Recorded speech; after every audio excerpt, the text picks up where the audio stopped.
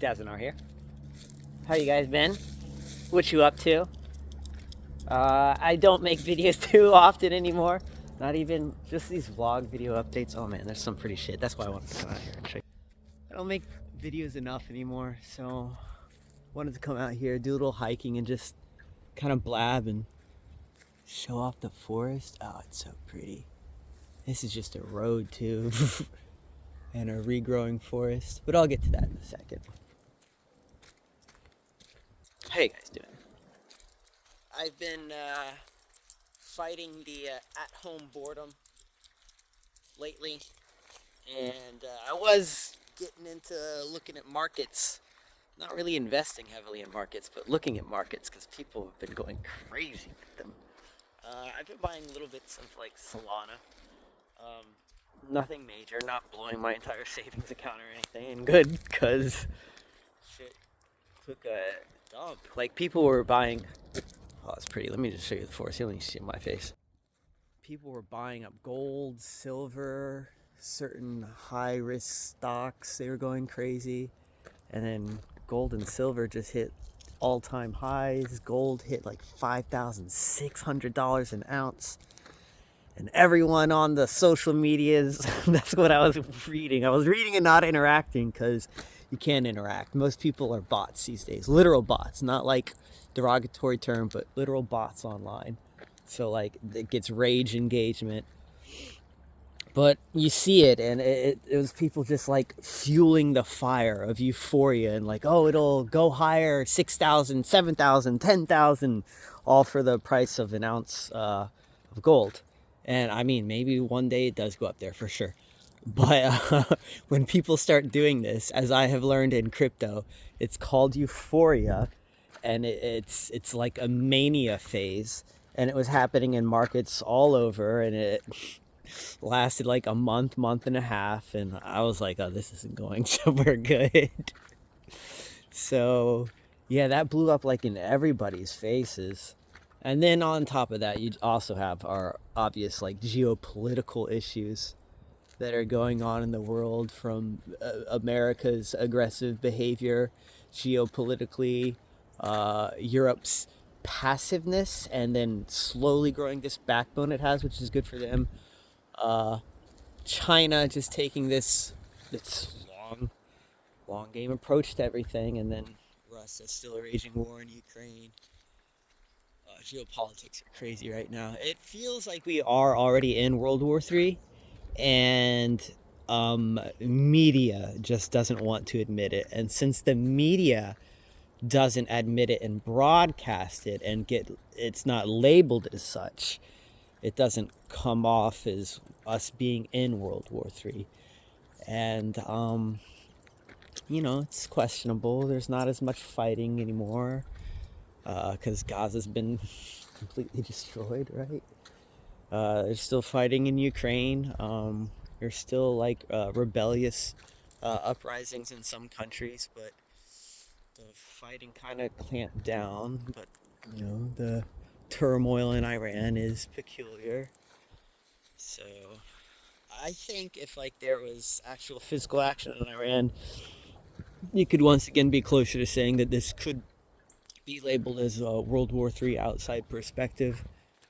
A lot of people might be waiting for like a Taiwan invasion to declare that, but that might not be China's plan. China might really be hoping USA aggression gets impatient and acts first, because China is really trying to be patient, even though their window opportunity is shrinking due to many circumstances. And here I am, enjoying the forest, doing dance videos. You can't solve that. Politics doesn't solve that. I mean, maybe collective action does, but there's so much mania right now, and there's been misinformation for longer than the word has been in the zeitgeist. Like, that's been a thing for a long time, and if we double down on technology, I'll tell you people, it just gets, that's the new norm, guys. It's not. It's just the new norm. I don't know. Lots of the sky is falling in life, and I've just been trying to not believe that. Right? If the sky is gonna fall, I'll let it fall, but in my experience, it doesn't really seem to come down how people are screaming it. So I've just been cautious and just doing my own thing. I do see automation sweeping and taking work. I do see that. I do see trouble. I do see like big trouble in our society, and not just automation, civil unrest on many spectrum sides. Like, I see it, I sense it, I feel it. I don't think people should buy into it. I don't think it's helpful for them to like be mad at each other. It's things like our issues with resources, with greed, with empathy, with cooperation, getting in touch with emotions and knowing when people also have to admit that reality is reality. We've lost that middle ground by and large. I'd say a lot of people have, especially once you get online. It's easier to find it in person, but it's actually still getting harder and harder to do that too, as people just get pulled into one corner or the other, choosing a side. And a lot of what I pick up too is like, yeah, you have to choose a side. Time's running out. I don't like FOMO. I don't like FUD. When I feel that, maybe I'll take a little nibble. But like, that's usually not the best time to take an action on life. So, especially when the dynamics of the sides that are coming at you seem to just be the same thing, just at best a different flavor. For example, actually, I don't want to go into it. That metaphor should be enough.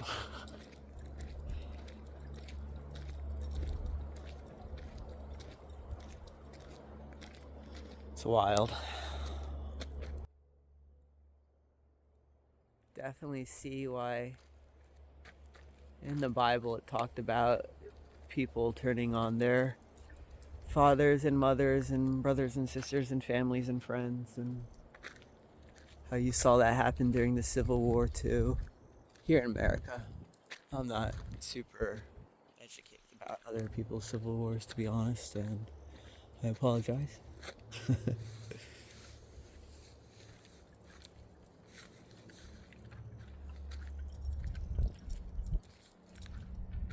Oh my goodness, it's an actual car. Here, Tuppy. Oh my goodness.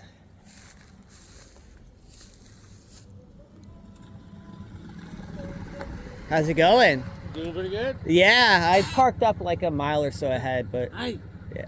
What's up? Just enjoying the forest. Oh, easy there, big guy. Yeah, you take care, sir. Yeah, man, thank you. Have a great day.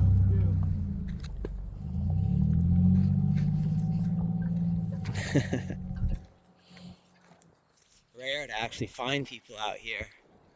It's nice though, because I forgot what I was talking about or what I was gonna talk about. But it's nice out here, in the wilderness, because usually people understand that you're trying to connect in some sort of way. You're getting something out of this, whether you're a hunter or you're just driving through. So you get a lot of people that wave, like driving through the state parks that you're allowed to drive through. You get a lot of people that wave and are just really nice and want to wave.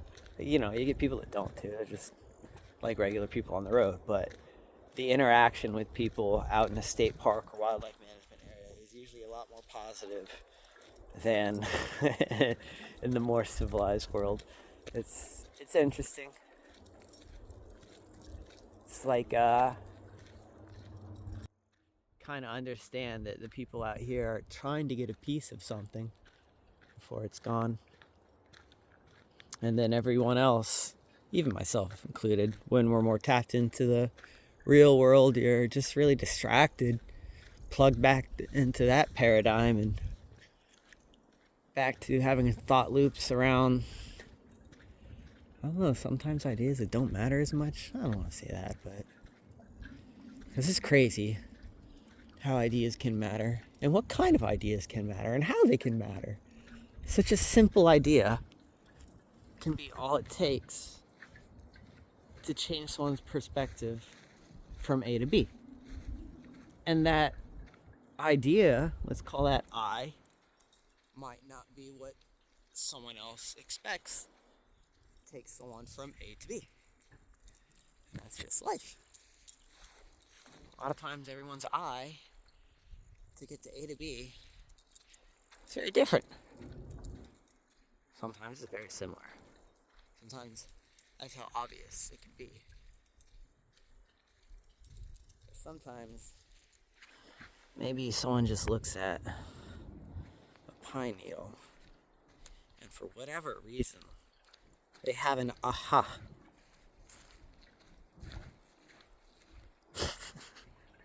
and and it like changes things drastically. And no one else ever had that aha from such a basic idea. I don't know. Where are we going with this cuppy? He says, as long as we're hiking, I don't care where we're going. Check out this, guys. Check this out.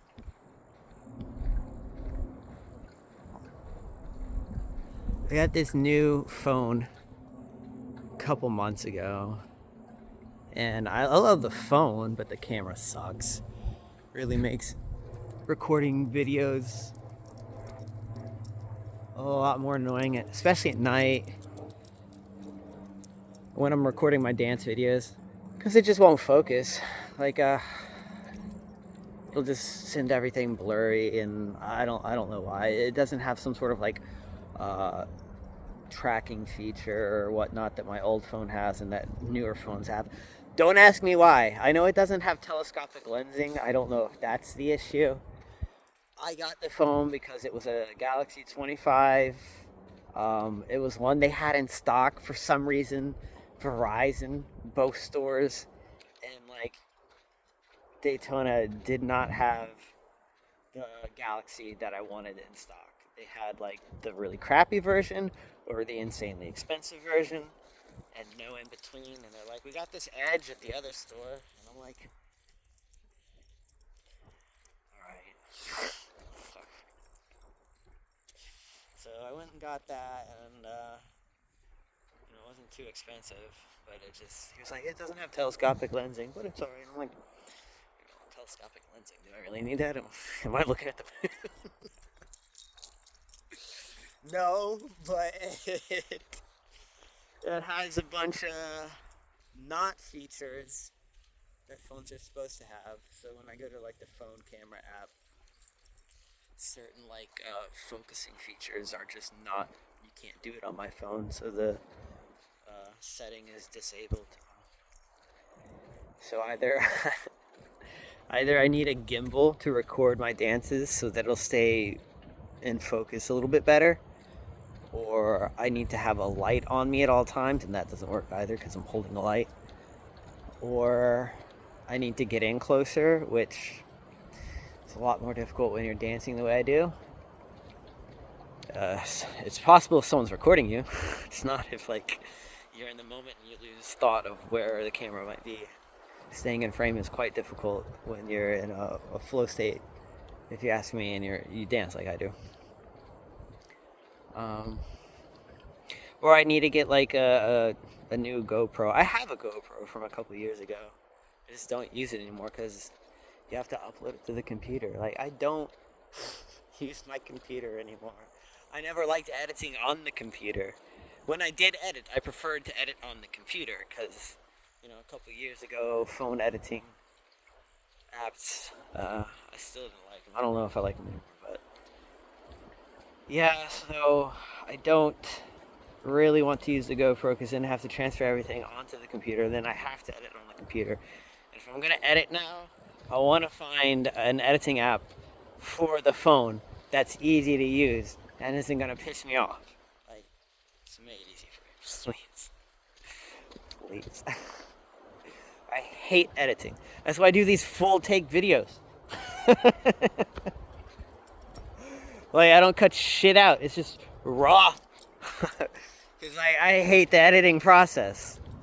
And you guys can take what you get from it, like whoever watches it in the first place, it's at most a couple dozen people on a video, so. And most of you are pretty chill friends, right? Or just curious people. And in this video, you enjoy hearing me rant. So, yeah, it's been a little difficult to record stuff. And I just don't have the enthusiasm to record these types of videos when I end up needing to edit it for whatever reason, or the video gets paused in the middle when I'm trying to make like a nice long video and you have to edit it, so I just kind of stopped. But I'll try and put more content out there. I see more and more now how not only it's useful for friends and curious minds, but I don't mind training AI data of the future. I don't mind letting the future know what things were like. The future might not be here, I don't think it is. So if the future can know what now was like and their now, I'm fine with that. That's fine, dude. Probably gonna die anyways. Like, someone's gonna steal something of yours anyways, no matter how hard you try. If it's your data, at least you know that one straight up. It's like, yeah, for sure they stole that. But I don't know. So I don't mind. Cup doesn't mind. We're always out hiking now. Pretty much been doing a lot of the same parks. It gets a little tiresome, but we've recently been finding new trails, like this one. We haven't really explored this park. I guess I should talk a bit more about that for you guys since I am showing you around. This is Tiger Bay State Forest, and this is a restoration management forest. So this forest was heavily logged in the probably 1880s up until the early 1920s, I want to say. And then they did some replanting. And I believe kept mowing down a lot of the forest. Look at the replanting here. This is more recent replanting. I think they harvested again, and they figured out that the way that they were planting wasn't exactly ecologically sound. So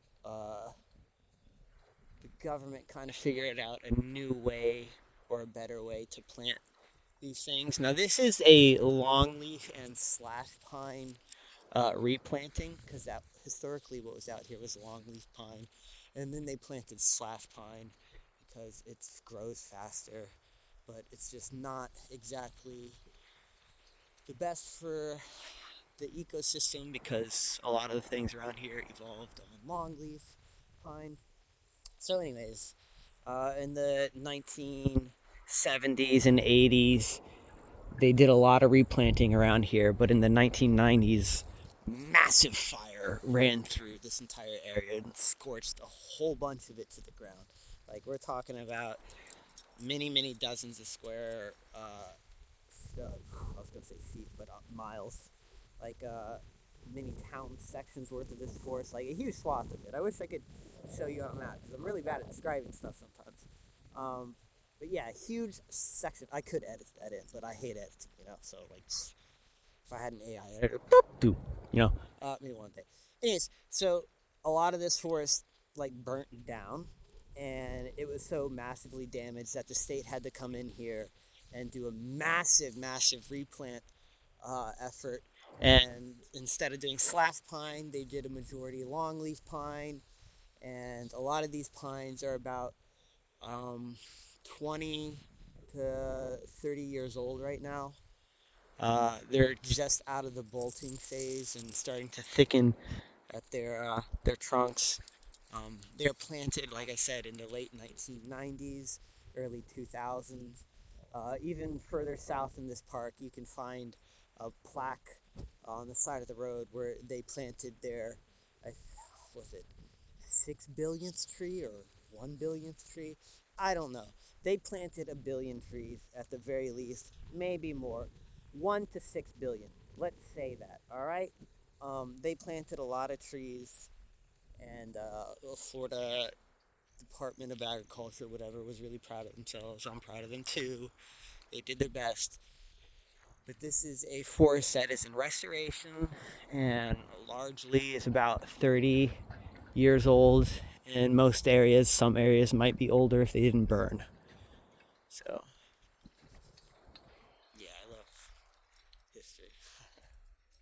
Especially ecological history, because it's gone. It's gone. Like, where our homes are, that used to be forest. And we just built the homes haphazardly and tore the entire forest down.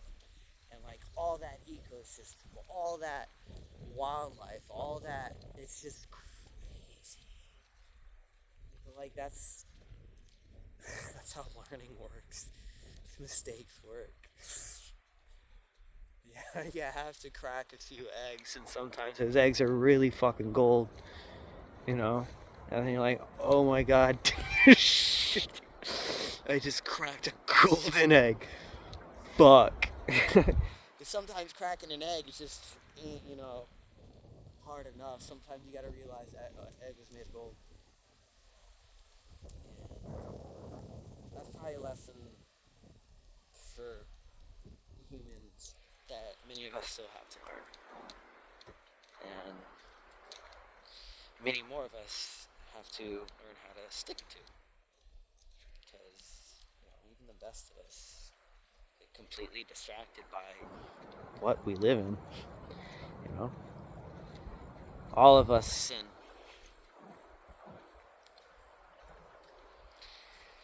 Should find ways around the sins that anger us against others, for we have sins that anger others. Figure out a more balanced approach. We shall see if that happens as we edge into World War III. Or Civil War II.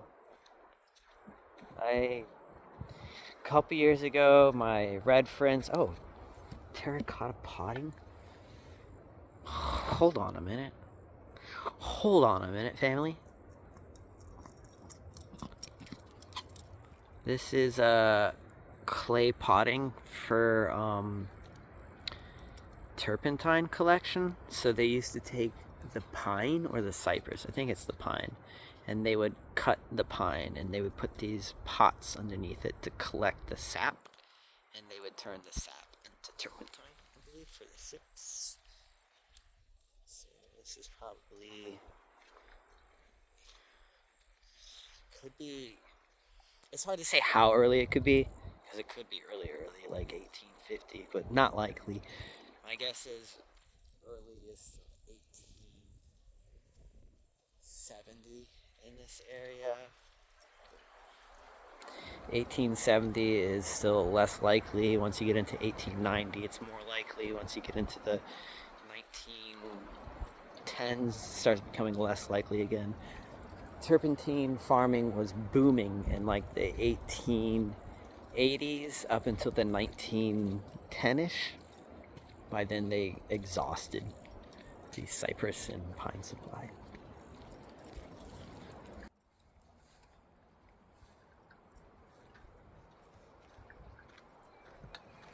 But she grows back.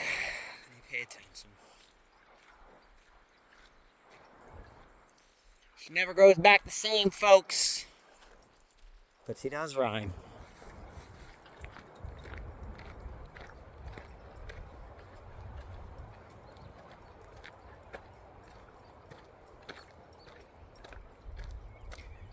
Honestly, I have no idea where we are.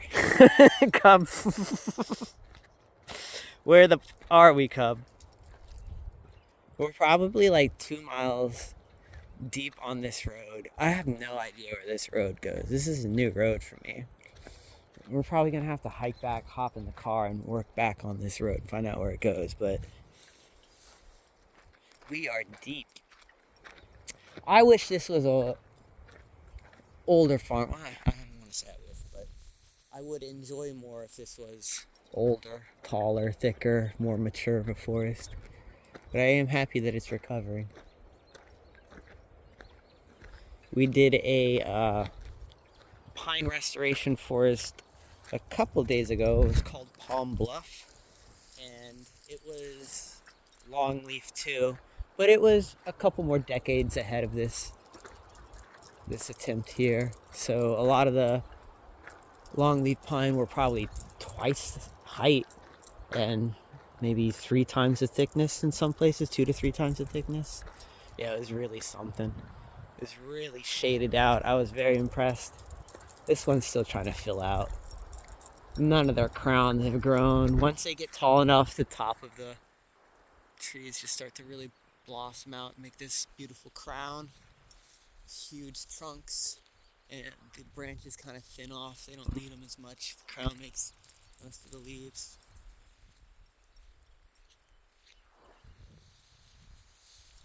I hear a lot of birds right now. Like an insane amount of birds.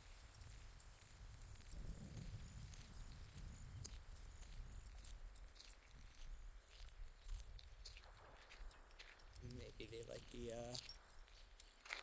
seeds from the pine cones, I guess. It's been warm past few days. Hit a peak of like 80 degrees, and Florida's been slowly declining since, kind of like Bitcoin. But then it's about to dump tonight, or this afternoon actually. We're about to hit some record lows. It's supposed to be 24 degrees when I wake up tomorrow, give or take a couple degrees.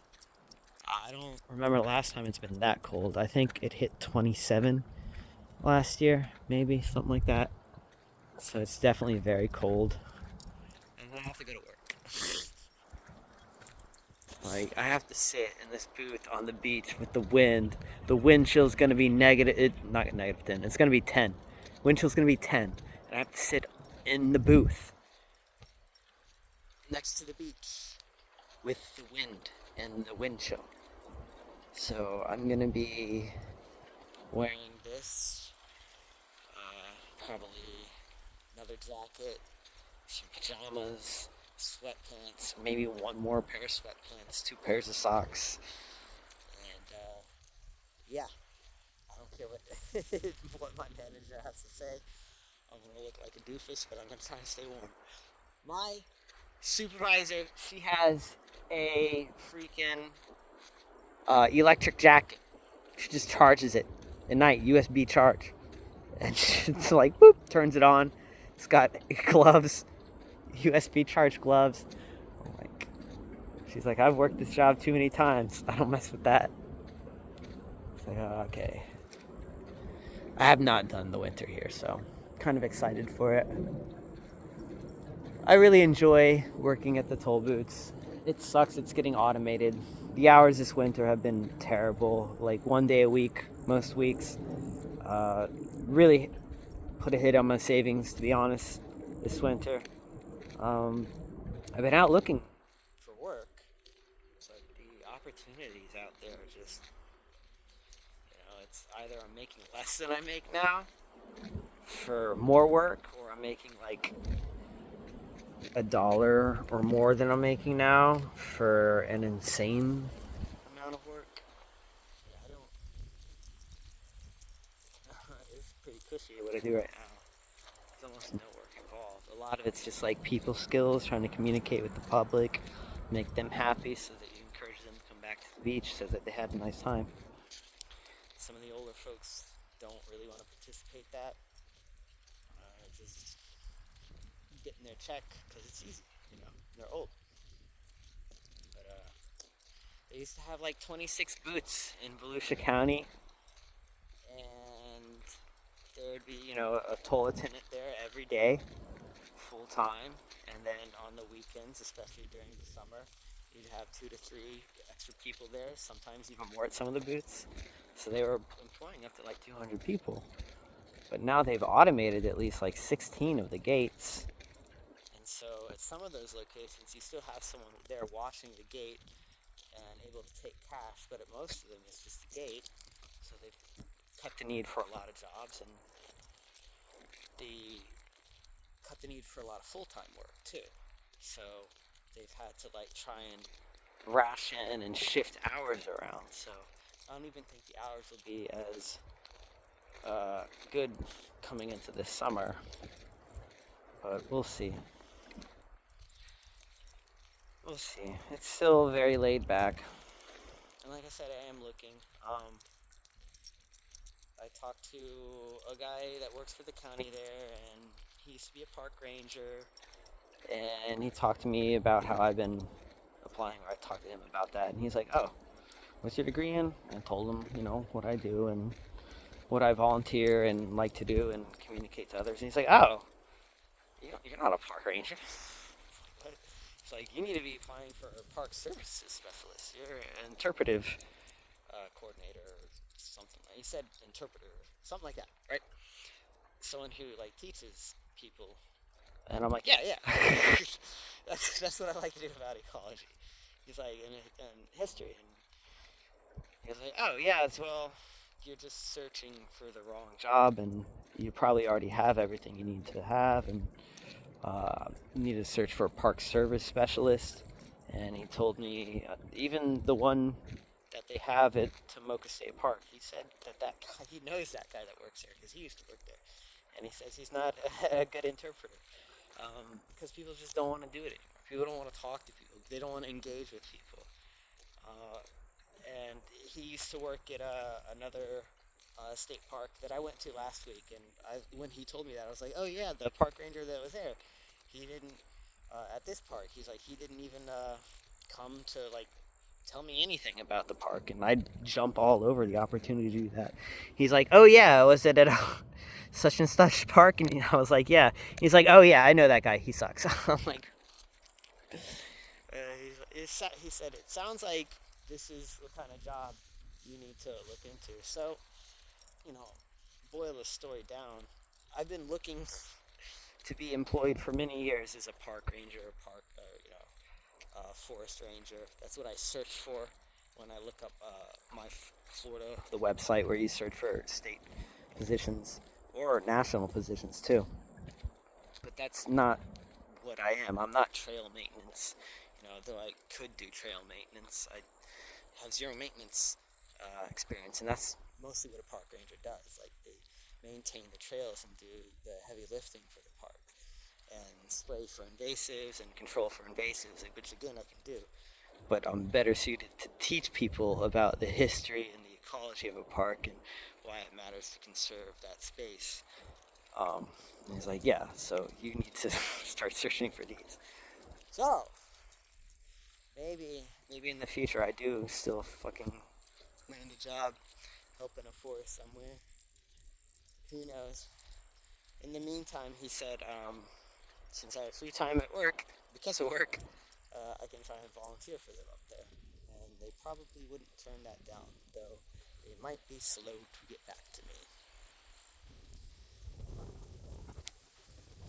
Well, guys, we have been blabbing for 35 minutes, and I did want to make a very long video anyways, case anyone wanted to watch this, or anyone in the future wants to see what a restored pine forest looks like when it's growing, here it is. Me and Cup are going to keep hiking and enjoy our day. So I appreciate you guys. If you watch this long, you're probably a psychopath. I hope that you're like madly in love with me or something, or like you were skipping forward, because if you sat through the whole 35, they're probably 36 and a half minutes. Am I that interesting? I mean, I think so. So if you think so, I appreciate that. You're probably very interesting too if you wanted to blab. It just takes the right type of person to listen sometimes. Anyways, appreciate you guys. Show some of your friends and family some appreciation if you can. It's harder to appreciate real people these days, and it's only going to get harder. So let people know you appreciate them before you can't tell them that anymore. So, thanks for listening. Thanks for watching. Please like, comment, subscribe. If you can think of a way to help support me, let me know. I'm all ears. Anyways, I appreciate you guys.